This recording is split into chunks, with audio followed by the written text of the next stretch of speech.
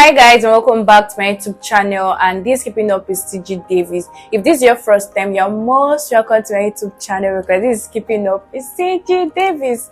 Okay, today I decided I'm going to share like a story you all. I'm not really a good storyteller, but I'm trying to improve myself and the way I tell my stories, right?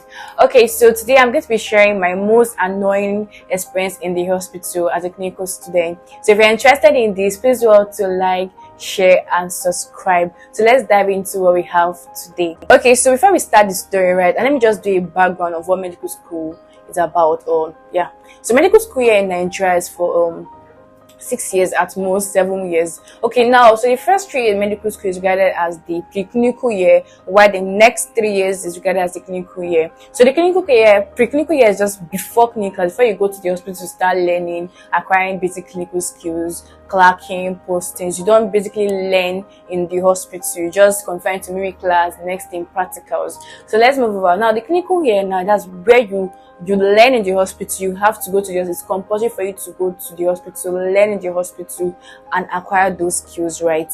The only time if you're maybe in clinical class, preclinical class, the only time you get to be in the hospital is only if you want to, maybe during holidays, you just want to don't want to be idle, you just want to do something, right? Then basically you can go to the hospital to learn. Next is just jump right into the story. This whole annoying moment happened in my 4th year medical school, and 4th year in Nigeria is together as the clinical class, right? So now clinical class is expected to learn how to clerk, learn how to take history of the disease, the progression, how did it start, when did it start, the progression of disease, for you to give a diagnosis and start treatment on the patient. So you're expected to learn this in the hospital. So before you start your clinical post, before you start going to the hospital yet, the school probably give a schedule or divide your class into different groups, those for medicine and those for surgery. Fortunately, I was first posted to the medicine department under cardiology, right? So I was really happy about that, because basically in clinical class, just 2 years, 400 left, 2 years, I'll be a doctor and I'm out. I'll start my life.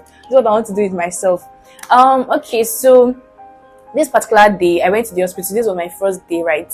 Of clinical postings. I went to the hospital with my group members. Basically I was the cardiology unit. So your first thing first is to call the consultant. So now in the hospital there is an hierarchy, right? We have the consultant, which is the highest. The next after the consultant is the senior registrar. The next is the junior reg or the registrar. Then you now find medical officers, then house officers, then we medical students, right? So that fateful day we called our consultant, the one in our unit, cardiology unit, to find out if he was available in the hospital so we could come around and start our clinical postings. Unfortunately, he said that he wasn't around, and he linked us up with the senior registrar in his unit so that we could interact with him, and probably he will teach us and get to familiarize ourselves with the hospital, right? So we did that. So he sent a number and we called the senior registrar. Now we met up with the senior registrar in I think at the seminar, in the seminar room, because he asked us to meet him in the seminar room. So we met him up there and he gave us an assignment. He asked us, or he divided our group into 2. I was paired with my friend, my very good friend. So he asked us and this person to go clerk a patient in the medical ward. Now, basically, I already said clerking entails you know what brought the patient to the hospital, taking the history of disease, like writing basically the history, how this started, the progression, right? So now we went to the medical ward. We're very happy because it's the first time doing this thing. So yeah, it's an opportunity for us to learn and grow and be a better person or a better clinician. So we went to the medical ward. We scanned through the hospital. We scanned through, and we found a very a beautiful lady who accepted us. Okay, so first thing first, before you start clerking, you're expected to create a rapport. You have to introduce yourself, tell the patient your name. Oh, I'm TG Davis, sent by so doctor to take your history, blah blah blah, and the rest. Then you create a rapport with the patient, so that you create a conducive environment or atmosphere for this patient to trust you enough to let you in, to know what's wrong with her or what's wrong with her body or the patient's body. So now we did all those things, and the next thing is you asking the patient her name, age, state of origin, basically the patient's biodata. Now, after doing that, we took the patient biodata. We went further to the presenting complaint. Presenting complaint basically just means what brought you to the hospital. So you're going to ask the patient, so ma, what brought you to the hospital? What are you feeling? Tell me.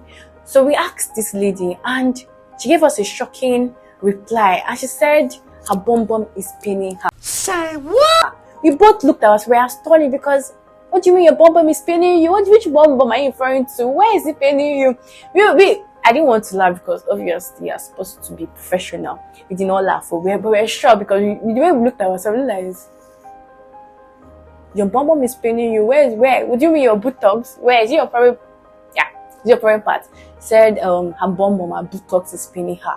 And in presenting complaint, or when you're reporting, you're expected to use the patient's language, not medical term. You're like, oh, see, how we going to report this in the best way? We thought of okay, let's say there's pain in the gluteus region. Of how many duration? I can't even remember the duration. I think I can't even remember. Maybe like 2 months, 5 days. I can't really remember. It's been a while, like 3 years ago. Okay, we took all the history, did all the necessary things. Bear in mind that we had little information or basic pathology. We didn't really have enough information to really crack a patient. We just started that level, 400 level, right? So we did all we knew best, and we're like, if this man correct us, we'll learn.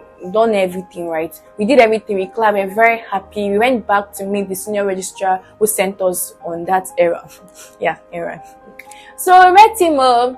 He asked me. We met him in the seminar room. Asked me to present the case. Let's know what's up with this patient. I started with the whole introduction. That's patient biodata. From there, he started with the correction, saying, "No, you don't do that." First thing first, start laughing. I'm so sorry, started laughing. He let out one horrible laugh like that and sound that was really irritating. I'm so sorry, but I just have to say it like that. It was so annoying. He said, "This is how you do it." Okay, I accepted. Obviously, it's my first time. There should be a lot of errors, right? And went further, one proceeded. So the next thing was now the presenting complaint. What brought the patient to the hospital? So when I got to that part and I said what brought the patient to the hospital, this man started insulting me.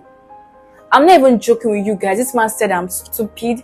Sure, my enemy is stupid because it cannot be me. He said I'm not smart. He said I can't amount to anything in medicine. He said I will never make it in medicine. He said a lot of horrible words to me, and I was demoralized. I felt the whole world should calm down. Let it just scatter. Let me just give her, this message is not for me. Maybe I'll find my calling somewhere else. I even thought of even calling my parents to tell my parents that mommy, it seems like this is not for me. Let me go and start selling pepper and tomato in the market. I felt horrible.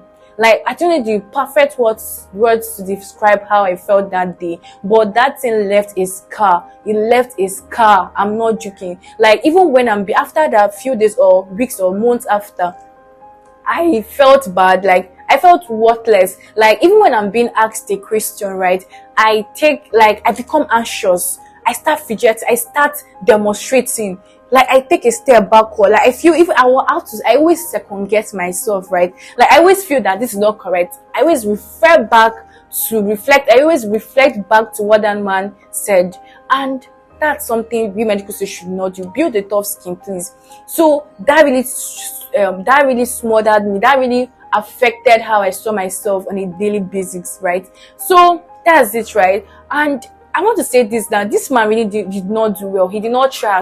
This is the first time this medical student is trying out this thing. You're supposed to correct this patient in love. You don't have to be rude and arrogant about it. You just have to pass your message in the best possible way. You're grooming these people for Christ's sake. Why do you derive joy in damaging someone? Why do you derive joy in demeaning people? Why do you derive joy in doing that? It is not nice. And this profession is a noble profession. And it was bad. Forget where I'm looking. I was downcasted. There's no any English you know that is bad. I felt bad. I cried. Like, I literally cried. Like, I went back to the classroom and I cried. My face, everything changed. My facial expression, you could see it. You could see that I was really, really sad.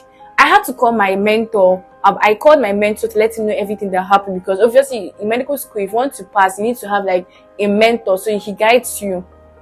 I called my mentor, told him everything that happened, blah, blah, blah. He can encourage me. If not because of my mentor, I don't think I would have gone far in this medical profession, because the things that man said to me, I'm not even joking. And this is my first time doing this thing. Okay, so this is it though. This is the story. And it's me just saying, medical student, please, I beg of you, don't let someone's opinion become your reality. Don't let that person's opinion become your reality. It is you. You know who you are, and you have to affirm yourself good things. You have to tell yourself you are better, you are smart. Don't allow, even if you did rubbish, or in fact you presented the rubbish clacking or rubbish rubbish thing you history in the whole world, you shouldn't still feel bad. You see it as a phase. You are going to get better, and the more you clap, the more you get better. Consistency always wins the goal, or wins always. So this is it, right? This is my story, guys. I don't know if you guys could relate. So if you're a medical student and you have similar experience, please do all to leave in the comment section. Let's make this thing interactive. How did you feel? I'm very sure you felt bad about it.